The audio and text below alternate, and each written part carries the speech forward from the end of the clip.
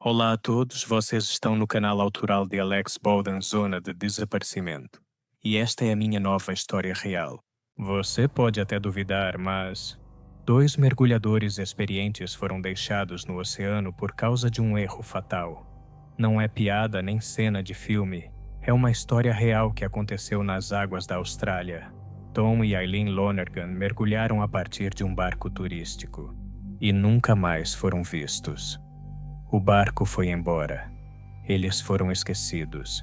Ficaram sozinhos em alto mar, sem comunicação, sob o sol forte e com poucas chances de receber ajuda.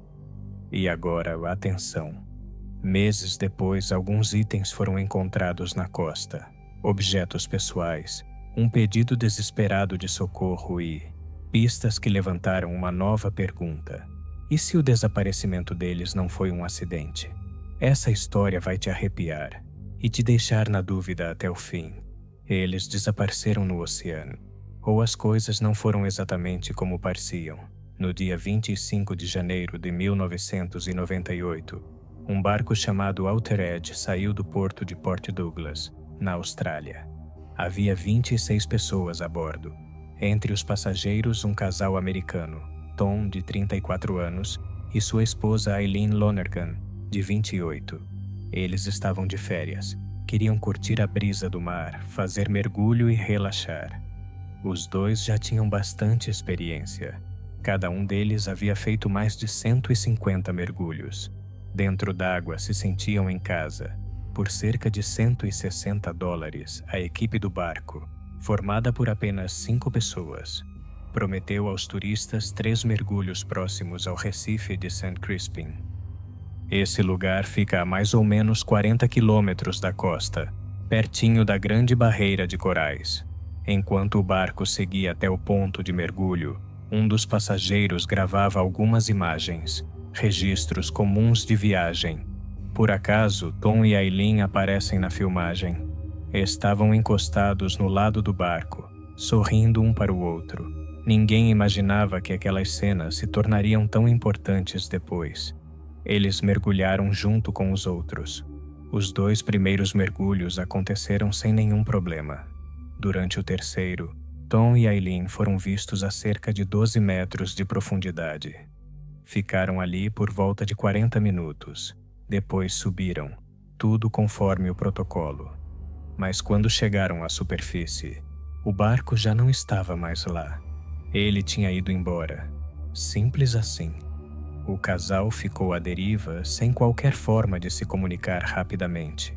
Ao redor, apenas água salgada e um sol escaldante. Foi ali que começou a verdadeira luta deles pela sobrevivência. Passou um dia inteiro, e ninguém ainda sabia que Tom e Eileen estavam desaparecidos. A ausência deles sequer havia sido notada. Só no dia seguinte outro grupo de mergulhadores chegou ao mesmo Recife. Um dos integrantes percebeu alguns pesos no fundo do mar, daqueles que mergulhadores usam para manter o equilíbrio. Na hora, ninguém achou aquilo estranho. Esse tipo de equipamento às vezes se perde. Ninguém suspeitou que aqueles objetos pudessem ter ligação com quem havia mergulhado ali dias antes. 2 dias se passaram desde que Tom e Eileen Lonergan sumiram, sem deixar vestígios claros. Durante esse tempo, o capitão do Outer Edge, Jeffrey Nairn, estava fora do país.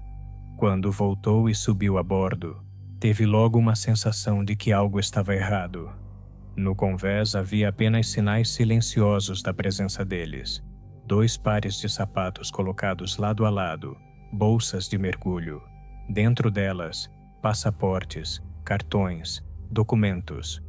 Tudo pertencia ao casal desaparecido. Nenhum bilhete, nenhum indício de uma saída apressada. Os pertences estavam lá, como se os donos fossem voltar a qualquer momento do mergulho. Sem perder tempo, Jeffrey ligou para o albergue em Cairns, onde Tom e Eileen tinham se hospedado antes do passeio. Ele ainda tinha esperança de que eles apenas tivessem voltado mais cedo. Mas a resposta foi clara. Desde o dia em que partiram para o mar, ninguém mais os tinha visto por lá. No momento em que ele procurou a polícia, já fazia mais de 2 dias que o casal não dava notícias. O capitão percebeu. Não dava mais para esperar. Ele reportou o desaparecimento oficialmente. Mas aí fica a pergunta: como foi possível que 2 pessoas não tenham sido contabilizadas no retorno do barco? A resposta acabou sendo assustadoramente simples: erro humano. Um erro na contagem. Testemunhas contaram que enquanto a equipe fazia a contagem das pessoas na proa do barco, 2 mergulhadores pularam na água. Depois, durante a nova contagem feita na popa, esses 2 já haviam voltado a bordo e foram contados de novo. O erro passou despercebido, até que ficou tarde demais. Um dos tripulantes, Karl Yasinovsky, lembrou: naquele momento eu voltei, fiquei no convés, olhei para a água e vi umas bolhas. Pensei que fossem peixes, mas hoje fico pensando se talvez fossem eles. Assim que perceberam que os Lonergan não haviam retornado, começou uma operação de busca emergencial. Céu e mar foram mobilizados. Aviões, helicópteros, barcos, mergulhadores, militares, todos os recursos, todas as forças, para tentar chegar a tempo. As buscas duraram 3 dias seguidos. O mar foi vasculhado de dia e de noite, mas no 4º dia, a missão de resgate foi encerrada. Ninguém foi encontrado. Nenhum corpo, nenhum sinal. Só o oceano vazio e perguntas sem resposta. No 11º dia de buscas, bem perto da praia de Indian Head Beach, uma área cheia de vida selvagem e com condições difíceis, os socorristas avistaram algo na água. Era um colete salva-vidas, desgastado, salgado, desbotado pelo sol, com um nome marcado: Tom Lonergan. O colete flutuava perto da costa, como se alguém tivesse deixado ali de propósito. Alguns dias depois, na mesma região, encontraram um 2º colete, desta vez com o nome de Eileen, e logo em seguida, mais um achado, um capuz preto de mergulho, no tecido bem escrito: Eileen Lonergan. E como se fosse uma continuação dessa sequência estranha, um pouco mais adiante apareceu uma nadadeira direita. Também era dela. Esses achados formavam um quebra-cabeça estranho e perturbador. Os itens não estavam juntos, mas espalhados, aqui e ali. Dava a impressão de que tinham sido deixados em lugares diferentes de forma intencional. Não havia sinais de conflito ou danos no equipamento, nem pistas. Só o mar e pedaços do equipamento. Isso levantou uma pergunta inquietante. Será que eles chegaram à terra firme e depois algo deu errado? Ou deixaram esse rastro de propósito? Logo no começo, os investigadores disseram: se o mar trouxesse algum item, um colete, uma nadadeira, uma máscara, isso já seria uma pista. A região é complicada, a correnteza é forte e a água pode trazer qualquer coisa para a praia. Plástico, madeira, destroços, roupas, tudo se mistura, tudo flutua. E se os corpos não fossem encontrados, a polícia disse que seria necessário ampliar a área de busca. Talvez as correntes tivessem levado os corpos bem mais ao norte. E foi exatamente o que fizeram. As buscas foram deslocadas cerca de 40 quilômetros ao longo da costa, justamente na direção onde as correntes poderiam ter levado os corpos. E com o tempo, em dias diferentes, 12 e 16 de fevereiro, encontraram 2 cilindros de oxigênio, sem números de série, sem marcações. Mas os socorristas quase não tinham dúvidas. Eram os cilindros deles. Ficava cada vez mais claro. Havia algo estranho nessa história, e então surgiu um detalhe que ninguém tinha notado antes. Uma história vinda da cidade natal deles.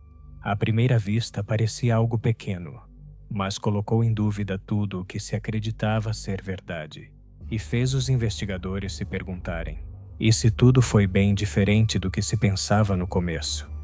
Já se passaram 10 anos, uma década inteira desde o dia em que Tom e Eileen Lonergan desapareceram em mar aberto, como se tivessem simplesmente sumido. Nesse tempo surgiram muitos boatos, teorias, suposições, mas uma história em particular mexeu de verdade com a polícia. Eles prenderam um homem chamado Milton Harris. A princípio parecia um caso comum, mas aí veio a surpresa. Ele tinha forjado o próprio desaparecimento para enganar todo mundo. Simplesmente pulou de uma balsa a caminho da Nova Zelândia e, como se nada tivesse acontecido, apareceu do outro lado, são e salvo. Enquanto isso, a família dele recebeu o dinheiro do seguro, enquanto ele se escondia. E aí vem a parte mais curiosa. O Milton era da mesma cidadezinha onde viviam os Lonergan. Mais ainda, todos frequentavam a mesma igreja. Não é de se estranhar que a polícia tenha começado a pensar: e se o desaparecimento do casal também tivesse sido planejado? Uma teoria ousada, claro.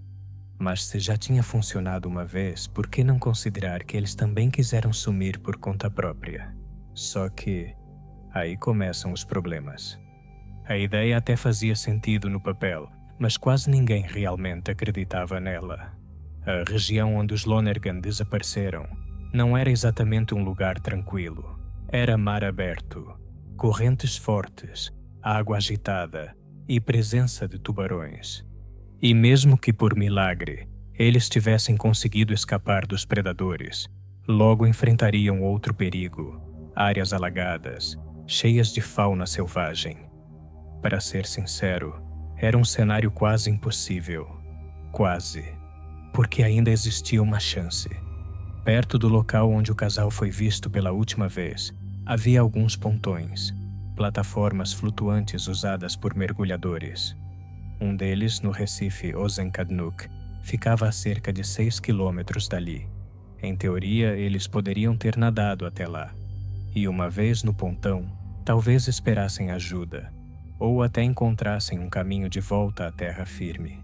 Se tivessem conseguido isso, poderiam facilmente ter se misturado a outros turistas e deixado a costa sem chamar atenção. Essa possibilidade reacendeu o interesse pelo caso. Gente começou a ligar para a polícia dizendo que viu Tom e Aileen no continente. Uns falavam que eles estavam morando num trailer, outros que pegaram carona estrada afora. Mas nenhuma dessas pistas levou a lugar nenhum. Os investigadores procuraram especialistas e a maioria foi clara: para nadar aquela distância, com aquelas correntes, era preciso ter muito preparo. E os Lonergan não tinham. Eram turistas comuns, sem experiência profissional. Além disso, desde o sumiço, não houve nenhum movimento nas contas bancárias deles, nenhuma tentativa de sacar dinheiro, nenhum sinal relacionado ao seguro. Era como se tivessem sumido, por completo. Até que 5 meses depois, algo surgiu e voltou a movimentar o caso. Era dia 28 de junho. 2 pescadores estavam numa área pantanosa, perto de Archer Point, quando encontraram algo estranho. No meio do mato encharcado e desbotado, estava um quadro de anotações subaquáticas, daqueles que mergulhadores usam para escrever debaixo d'água. No quadro, havia uma mensagem arranhada com letras quase apagadas. As palavras estavam tremidas, como se tivessem sido escritas às pressas, em desespero. Os pescadores copiaram o texto. Lá estavam um número de telefone e um endereço, dos Estados Unidos. Pertenciam aos Lonergan. E então, a parte mais angustiante: alguém estava pedindo ajuda. A mensagem dizia que eles não viam nenhum barco, que não conseguiam encontrar pescadores. Era um grito por socorro. O último recado de quem talvez já tivesse entendido que ninguém viria, que não seriam encontrados. E foi assim que tudo aconteceu. Segunda-feira, 26 de janeiro de 1998, 8 da manhã. Num pedaço de madeira, alguém rabiscou com a mão trêmula: "A quem puder nos encontrar. Fomos esquecidos no Recife Ozenku. O barco Altered foi embora sem levar a gente. Isso aconteceu no dia 25 de janeiro, às 3 da tarde. Por favor, nos salvem. Nos levem de volta para o hotel. Ajudem antes que seja tarde. A gente não quer ficar aqui para sempre." Quando essa mensagem chegou à polícia, ela foi imediatamente enviada para a perícia. As opiniões se dividiram. Alguns achavam que era só uma brincadeira de mau gosto, que a tábua jogada na praia era uma farsa. Mas a análise tratou logo de colocar tudo no devido lugar. Foram encontradas algas marinhas na superfície, do tipo que só começaram a se formar depois do desaparecimento do casal. Ou seja, o bilhete realmente ficou boiando no mar todo esse tempo. Nada de falsificação. E aí entraram em cena os peritos em caligrafia. E a conclusão deles foi clara. Quem escreveu aquilo foi o Tom. A partir desse ponto, tudo mudou. Aquilo que parecia apenas estranho passou a ser assustador.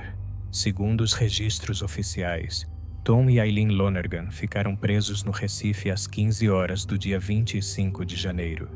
E o bilhete eles escreveram só na manhã seguinte, às 8 horas. Ou seja, no mínimo passaram 17 horas à deriva no oceano. Para e pensa. Noite fechada, escuridão total, só água em volta, sem nenhum ponto de referência.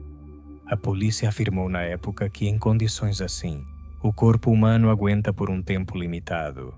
E quando as buscas começaram, os Lonergan já estavam desaparecidos havia mais de 2 dias. Tudo indicava que era tarde demais, mas ainda restava uma esperança. Diferente dos outros mergulhadores daquele dia, que estavam com roupas leves, Tom e Aileen vestiam roupas de mergulho mais espessas. Elas protegem do sol e ajudam um pouco contra o frio. Não são uma armadura, claro, mas já é alguma coisa. O problema é que, contra o que vive nas profundezas, essas roupas não servem de proteção. Na época, muita gente temeu o pior: tubarões. E se eles foram atacados? E se foram perseguidos? O cenário é assustador, mas mesmo essa hipótese não explicava tudo. A maior parte dos equipamentos que foi encontrada depois, máscaras, nadadeiras, câmeras, estava intacta. Se tivesse havido um confronto com alguma ameaça no fundo do mar, isso teria deixado marcas no equipamento. A única coisa que chamou atenção foi um pedaço do traje de mergulho da Aileen. Ele estava rasgado, mas os especialistas disseram que provavelmente foi preso em algum coral quando a corrente levou em direção à costa. Só que isso ainda não era tudo. O que mais deixou todo mundo intrigado foi o colete salva-vidas do Tom. Ele foi achado separado, e não estava rasgado nem arrancado. Estava cuidadosamente desabotoado, como se o próprio Tom tivesse tirado. Mas por quê? Por que alguém abriria mão de algo que mantém você flutuando? Por que uma pessoa sozinha no meio do oceano decidiria se livrar do item mais essencial? Uma das hipóteses é que, sob sol escaldante, sem água, sem sombra e sem qualquer sinal de vida ao redor, o casal tenha perdido a noção de direção. O calor, a exaustão, a sensação de isolamento, tudo isso consome rapidamente as forças. Numa situação assim, é fácil tomar decisões sem muita lógica. Alguns especialistas acreditam que em algum momento, eles pensaram que o equipamento pesado estava atrapalhando. Talvez tenham tirado os cilindros de oxigênio, os lastros e tudo o que dificultava o nado. Mas de um jeito ou de outro, sem o traje de mergulho em mar aberto, ainda mais sob sol forte, é difícil sobreviver por muito tempo. Além de proteger do frio, ele ajuda a manter o corpo na superfície. Um dos mergulhadores mais experientes da Austrália, Ben Kropp, que passou quase a vida inteira debaixo d'água, chegou a dizer que, nas primeiras 48 horas após o sumiço, uma grande criatura marinha poderia ter atacado. Alguns acreditam até que parte do equipamento foi propositalmente deixada à deriva, como um sinal, na esperança de que alguém visse de cima, de um helicóptero ou avião. Mas o tempo passou, e quando os socorristas finalmente começaram a vasculhar a área, já haviam se passado horas demais. Muitas. A correnteza poderia ter arrastado tudo, desde os equipamentos até os corpos, por dezenas de quilômetros. E o próprio Tom e a Aileen Talvez tenham ficado sem forças após tanto tempo no mar, e seguir adiante já não era possível. Talvez tenham perdido a orientação e não conseguiram continuar lutando contra os elementos. Ou, como acreditam alguns mais românticos, pode ser que eles tenham chegado a alguma pequena ilha e que, a partir dali, a trilha deles tenha simplesmente se apagado, transformando essa história em um dos maiores mistérios dos oceanos. Ninguém sabe ao certo o que aconteceu. A verdade muito provavelmente ficou para sempre ali, naquele mar. Mas até hoje a dúvida continua. Que pensamentos passaram pela cabeça deles no momento em que entenderam que estavam isolados no meio do oceano? Que ninguém viria, que acima deles havia apenas um céu infinito e abaixo só o abismo? E você? O que acha que realmente aconteceu? Deixe sua opinião. Como você imagina que Tom e Aileen se sentiram ao perceber que ali, no meio do nada, só restavam eles e a água? E agora vamos para a próxima história real. É difícil de acreditar, mas um garoto desapareceu sem deixar vestígios, a poucos metros da própria casa.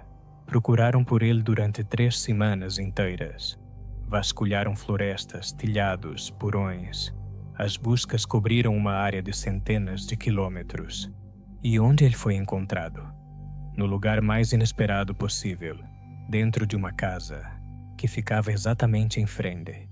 E foi lá, dentro da chaminé, que encontraram o menino, em condições extremamente estranhas, com uma lanterna na mão, sem sinais de luta, sem motivo aparente. Como ele foi parar ali? Por que ninguém ouviu nada? E o mais intrigante, será que ele conseguiu fazer isso sozinho? O que você vai ouvir agora é simplesmente chocante. Essa é uma das histórias mais estranhas e perturbadoras dos tempos modernos nos Estados Unidos. E ela é real. Fica com a gente até o fim. Já se passaram 3 semanas desde o dia em que um garoto sumiu em uma cidadezinha americana comum. Ele simplesmente evaporou, sem rastros, sem pistas. E depois encontraram ele, em um lugar onde ninguém jamais pensaria em procurar. E não é porque não quiseram, é porque realmente ninguém imaginaria olhar ali. Tudo começou no dia 20 de dezembro de 2019. De manhã, Harley Dilley, um estudante como qualquer outro, se arrumou para ir à escola. Saiu de casa, trancou a porta e desapareceu. Ele nunca chegou à escola e também não voltou para casa. A princípio, os pais pensaram que o Harley estava com os amigos. Mas quando anoiteceu e ele não mandou nenhuma mensagem, nem deu sinal de vida, a preocupação virou medo. Já era quase meia-noite quando o pai do Harley foi até a delegacia e registrou o desaparecimento. A partir daí, começaram as buscas. Nos primeiros dias, nenhum resultado. Depois, a polícia divulgou uma imagem de uma câmera de segurança. Nela dá para ver o Harley andando pela rua bem cedo, por volta das 6 ou 7 da manhã. Ele usava óculos, uma calça esportiva cinza, uma jaqueta vinho escuro e tênis pretos. Depois disso, silêncio. Nunca mais foi visto. Nenhum vestígio, como se tivesse se dissolvido no ar. Quase um mês se passou. E então, uma reviravolta inesperada. No dia 13 de janeiro de 2020, já perto da noite, as luzes das viaturas voltaram a iluminar o bairro. Mas dessa vez a polícia não estava ali só para investigar. Eles já tinham um mandado. E o foco era uma casa antiga de 2 andares, que ficava exatamente em frente à casa do Harley. Ninguém morava lá há tempos. Talvez fosse uma casa de veraneio, ou estivesse à venda. De vez em quando, os donos apareciam por lá, mas no geral a casa estava vazia. E foi para lá que os policiais foram, junto com os proprietários. Logo ao entrarem, algo parecia estranho. Em um dos quartos no 2º andar, bem no chão, estavam os óculos, iguais aos do Harley. Perto dali, uma camiseta e aquela mesma jaqueta que ele usava no dia do desaparecimento. Tudo estava quase arrumado, como se alguém só tivesse tirado as roupas e deixado ali. Nas outras partes da casa, porão, sótão, quartos, nada. Nenhum sinal de que alguém morou ali ou se escondeu por algum tempo. Mas tinha algo que não fazia sentido. A casa estava trancada. Nenhuma porta arrombada. Tudo fechado com chave. Então, como as coisas do Harley foram parar ali dentro? E se ele esteve lá, onde ele estava agora? Os investigadores começaram a examinar o quarto com mais cuidado. Na camiseta, uma mancha que lembrava ferrugem. Os óculos estavam cobertos por uma fina camada de poeira, e havia pequenos fragmentos alaranjados no chão, parecendo restos de tijolo antigo. A poucos metros das roupas, encontraram um disco metálico. Parecia uma tampa de ventilação ou de uma chaminé antiga. E foi aí que tudo ficou realmente assustador. Bem acima do local onde estavam as roupas, havia um buraco redondo na parede. Tinha uns 15 centímetros de diâmetro a cerca de 1,5 metros do chão. Provavelmente ali já esteve ligada uma antiga tubulação de chaminé. A polícia então inseriu uma câmera para ver o que havia lá dentro, mas a imagem estava turva. Foi quando decidiram tentar por outro lado, do lado de fora, pela área do depósito. Com muito cuidado, começaram a desmontar a parede, e foi lá dentro que eles viram aquilo. No duto de chaminé selado, encontraram Harley. Mais tarde, a perícia confirmou, era mesmo ele. Como ele foi parar ali? Até hoje ninguém sabe ao certo. Talvez ele tenha subido no telhado e caído por acidente, ou então alguém o colocou ali. Mas se foi um acidente, por que as roupas dele estavam dobradas com cuidado dentro da casa? Por que ninguém ouviu nenhum grito, nenhum barulho? Por que a casa estava trancada? E como é que durante 3 semanas inteiras, ninguém percebeu que ele estava a poucos passos da própria casa? Quanto mais os investigadores descobriam, menos tudo fazia sentido. A história de Harley ainda dá arrepios, porque o mais assustador não era a chaminé em si, nem a casa vazia, mas o fato de que, durante todo esse tempo, ele estava ali, do outro lado da rua, e mesmo assim, ninguém o encontrou.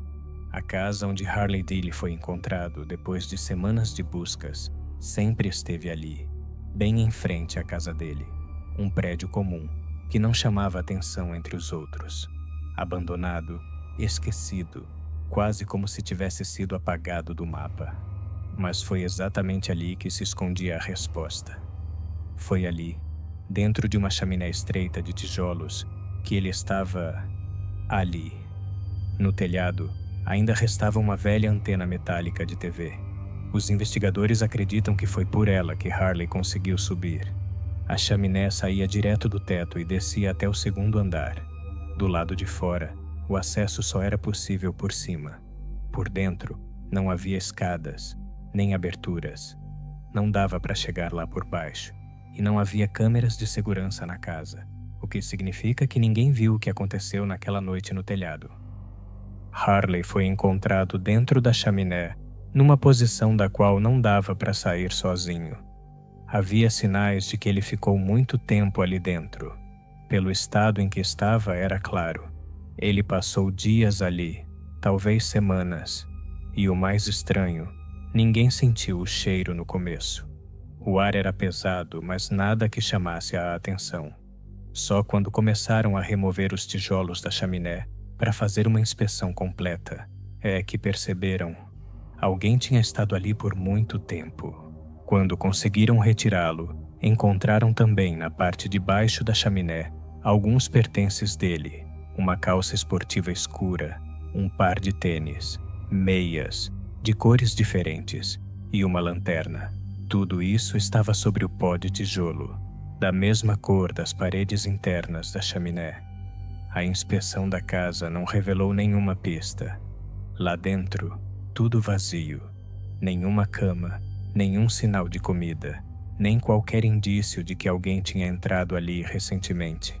A casa estava completamente abandonada. Os pisos cobertos de poeira, os encanamentos enferrujados, os interruptores não funcionavam. A causa da morte foi determinada pelos peritos, mas no fundo já era evidente. O espaço era tão apertado que sair dali era impossível, e foi isso que levou ao desfecho trágico.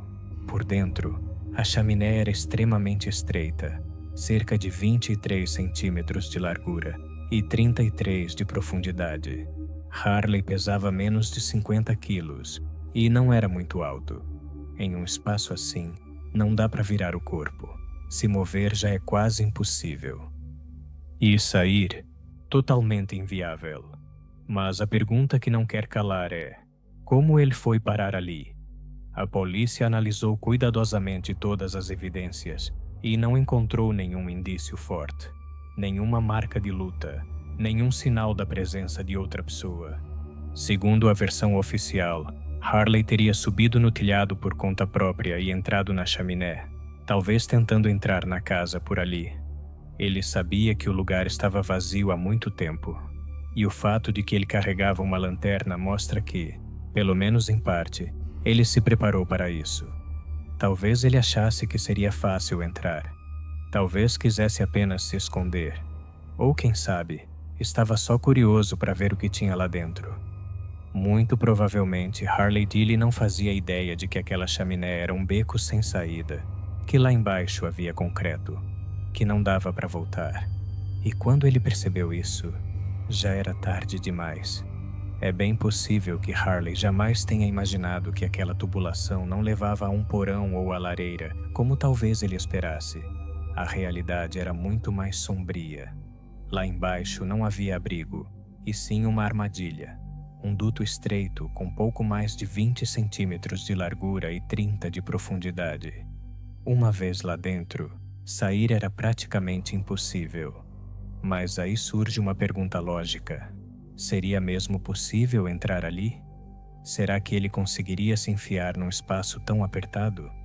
Quem decidiu tirar essa dúvida foi uma mulher que acompanhava o caso do Harley em seu canal no YouTube. Ela recriou a estrutura da chaminé, com as mesmas medidas do imóvel original, e chamou o próprio filho para participar do experimento. O menino tinha a mesma altura que Harley, mas pesava um pouco menos, cerca de 40 quilos. Eles gravaram tudo, o garoto tentando entrar na chaminé. E sim, ele conseguiu. Mas mesmo sendo mais leve e com adultos por perto, dava para ver como era difícil. Cada movimento era forçado, ele mal conseguia se mexer. Lá dentro, não dava para virar o corpo. Voltar então, quase impossível. Uma coisa é fazer isso num experimento. Outra, bem diferente, é viver essa situação de verdade. Ainda assim, ficaram muitas dúvidas no ar. Uma delas era: por que as roupas e os óculos estavam dentro da casa e não na chaminé? Eles foram encontrados ali perto, mas não dentro do duto. Segundo a versão oficial, Harley já tinha entrado no tubo, mas quando percebeu que não conseguia sair, começou a tirar as roupas para tentar reduzir o volume do corpo. Pode ser. A tal abertura de ventilação por onde os itens foram retirados depois ficava cerca de 40 centímetros acima do ponto onde ele ficou preso. O diâmetro? Aproximadamente 15 centímetros. Suponhamos que ele tenha conseguido tirar as roupas. Como ele conseguiu levantar os objetos e empurrar tudo por um buraco tão pequeno? E quando ele teve tempo para fazer isso? Outra coisa que chamou a atenção de muita gente. Por que tirar os óculos? Tirar as roupas para liberar espaço pode até fazer algum sentido. Mas os óculos, eles quase não ocupam espaço. Será que ele só deixou cair? Tudo isso faz parte de um relatório oficial da polícia. No dia 21 de dezembro de 2019, já tarde da noite, quase meia-noite, um homem apareceu na delegacia. Era o pai do Harley. Ele contou que o filho não era visto há quase 2 dias. O pai explicou que pouco antes disso, os dois haviam discutido. O garoto ficou irritado, deixou o celular cair e quebrou. Quando pediu um novo, os pais disseram que ele precisaria merecer, que não iam comprar assim de graça. Essas palavras mexeram muito com ele. O pai ainda comentou que não era essa a primeira vez que isso acontecia. Às vezes, nas sextas-feiras, Harley não dormia em casa e só voltava no sábado de manhã. Quando o policial perguntou se a família já tinha procurado ajuda em casos assim, ele admitiu: nunca. Aí veio a pergunta inevitável: por que dessa vez ele resolveu procurar a polícia? E por que demorou tanto? O homem ficou em silêncio por alguns segundos e respondeu: dessa vez eu senti que era diferente. Antes ele sempre voltava pela manhã. Agora não voltou. Ele também contou que o filho tinha algumas particularidades no jeito de pensar e de perceber o mundo. Mas fez questão de dizer que Harley era muito inteligente, curioso, com sede de aprender. Segundo a versão oficial, Harley teria perdido a vida por conta de uma infeliz coincidência. Ele foi encontrado dentro da chaminé de uma casa vazia, que ficava bem em frente à casa onde ele morava. O imóvel estava abandonado havia muito tempo. Muita gente até hoje não acredita que ele entrou ali por acaso. A chaminé era estreita. Não era do tipo que alguém conseguiria entrar com facilidade, mesmo uma pessoa magra. Mas encontraram uma lanterna perto dele. Isso pode indicar que Harley entrou ali por vontade própria, talvez com algum plano. Acredita-se que ele sabia que o imóvel estava vazio. Talvez tenha subido no telhado por uma antena antiga, e depois, alguma coisa deu errado. A história de Harley Deely logo fez muita gente lembrar de outro caso parecido, o de Josh Maddox. Em 2008, ele disse à irmã que ia dar uma volta e desapareceu. Passaram-se 7 anos. Só em 2015, quando um senhor começou a desmontar uma cabana velha no quintal, os trabalhadores encontraram um corpo dentro da chaminé. Estava numa posição estranha, com as pernas para cima. A perícia confirmou: era Josh. A cabana ficava de poucos quarteirões da casa dele. Até hoje ninguém sabe como ele foi parar ali. Foi por conta própria, ou teve ajuda. No caso da família Deely, os pais ainda têm outro filho. Mas a vida nunca mais será a mesma. E você? Acredita que Harley entrou na chaminé por conta própria? Ou será que tem algo a mais por trás disso tudo? Escreve aí nos comentários.